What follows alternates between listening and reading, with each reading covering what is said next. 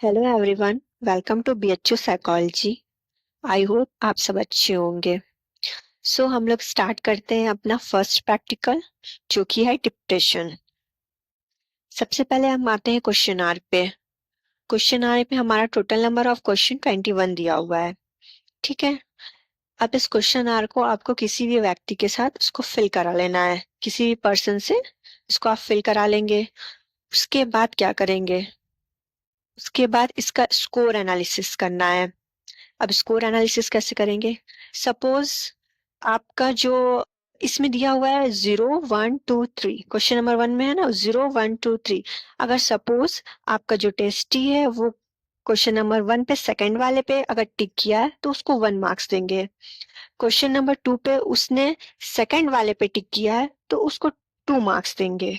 Question number 3 पे again उसने 2 पे मार्क किया है तो उसको 2 मार्क्स देंगे।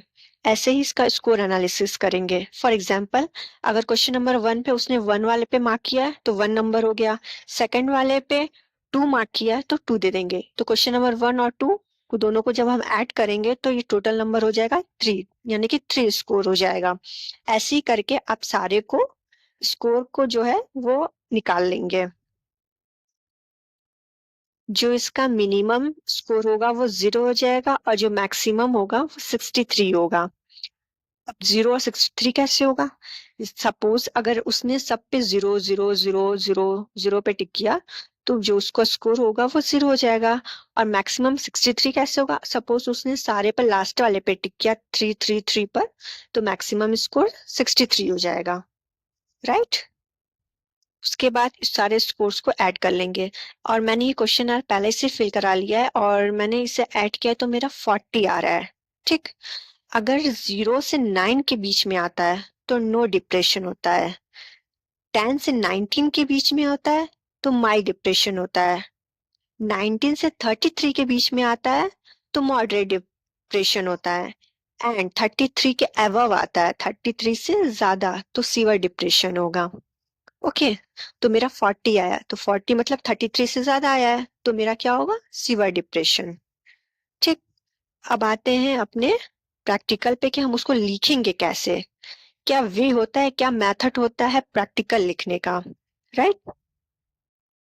तो डिप्रेशन सबसे पहले ऊपर लिखेंगे डिप्रेशन, मतलब जिस चीज का प्रैक्टिकल कर रहे हैं पहले वो बताएंगे।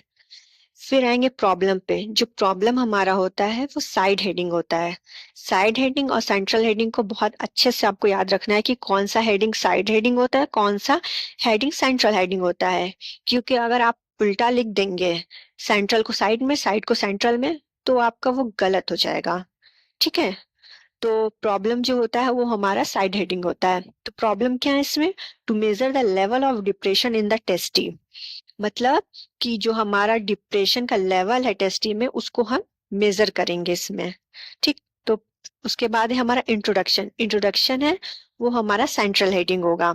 अब इंट्रोडक्शन पे आप कुछ भी लिख सकते हैं। What is depression, what is sine and symptoms of depression, depression का कॉजेस क्या है, इसकी थियरीज क्या है, उसके रिस्क फैक्टर्स क्या है। आपका जो मर्जी आप डिप्रेशन से रिलेटेड लिख सकते हैं उसमें। ठीक है।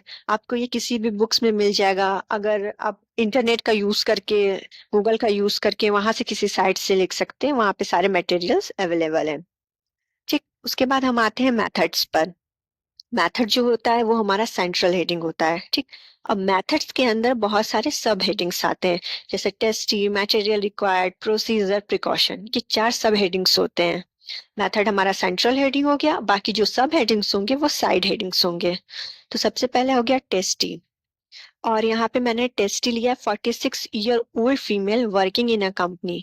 मैंने एक 46 ईयर ओल्ड फीमेल से कराया है जो कोई कंपनी में वर्क करती है। ठीक। उसके बाद हमने लिया है यहाँ मटेरियल रिक्वायर्ड। मटेरियल रिक्वायर्ड भी साइड हेडिंग होगा। मटेरियल रिक्वायर्ड मतलब कि आप उसमें क्या क्या यूज कर रहे हैं अपने प्रैक्टिकल में। सबसे पहले क्वेश्चन आर्क ने आपने यूज किया, तो क्वेश्चन आर्क कौन डेवलप किया ये आपके क्वेश्चन आर्क में लिखा होगा, बाय बैक 80 वॉर्ड एंड बहुत सारे लोग हैं इसमें किए हुए हैं तो आप उनका नाम लिख देंगे। उसके बाद नेक्स्ट क्या है? Manual and pencil. फिर आते हैं प्रोसीजर पे। प्रोसीजर में क्या लिखेंगे, the tasty was called in the laboratory, जो आपका टेस्टी है आप उसको लेबोरेटरी में बुलाएं, उसके साथ एक रैपो स्टैब्लिश किए, उसको क्लियर इंस्ट्रक्शन दिए। अच्छा, यहाँ पे रैपो स्टैब्लिश करना मतलब बहुत लोगों को नहीं पता होता कि रैपो मतलब होता क्या, ये जनरली क्वेश्चन पूछता है। देखो बेटा, रैपो मतलब होता है कि तालमेल बिठाना। आपका टेस्टी आया, उसको तुरंत क्वेश्चन आर्क आप नहीं ना पकड़ा दोगे, उसको बुलाओगे, बैठाओगे, उससे बातचीत करोगे, एक अपना रैपो बनाओगे, अपना रैपो स्टैब्लिश करोगे ताकि उसको कंफर्टेबल महसूस हो, तब आप उसको क्वेश्चन आर्क दोगे। तो एक तालमेल बैठाना, अपने साथ एक रैपो स्टैब्लिश करना, ठीक, यही होता है। Rapport was established with the testee and instruction regarding the test was given to the testee. ये चीज आप प्रोसीजर में लिख दोगे। एंड जो ये हिंदी में लिखा हुआ है, ये आपके क्वेश्चन आर्क में लिखा होगा, वो निर्देश दिया हुआ है कि ये निर्देश दिया हुआ है, बस आप एज इट इज इसको इसमें लिख दोगे प्रोसीजर में, ये आपके क्वेश्चन आर्क में दिया होता है। फिर नेक्स्ट लिखोगे प्रिकॉशन।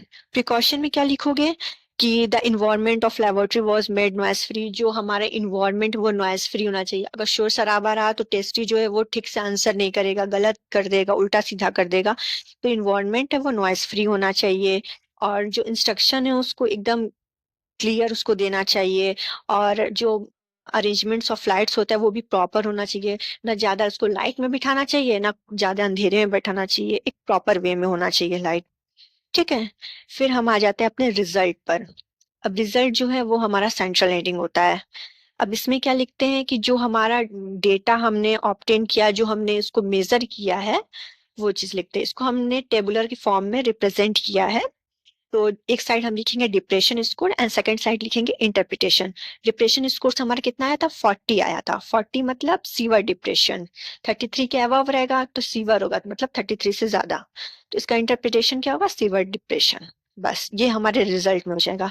अब डिस्कशन में हम क्या लिखते हैं, डिस्कशन हमारा सेंट्रल हेडिंग होगा, और डिस्कशन में बस हम यही बताते हैं कि जो हमारा रिसर्च रिसर्च जो है वो क्या सजेस्ट करता है, उसके मतलब जो सीवर डिप्रेशन है उसके क्या कैरेक्टरिस्टिक्स है, उसमें क्या कमियां हैं, उसको डिप्रेशन क्यों हो रहा है, इतना सीवर डिप्रेशन, उसके जो कैरेक्टरिस्टिक्स होते हैं सीवर डिप्रेशन के, बस आप हम वो लिख दोगे डिस्कशन में, आपका ये कंप्लीट हो जाएगा डिस्कशन।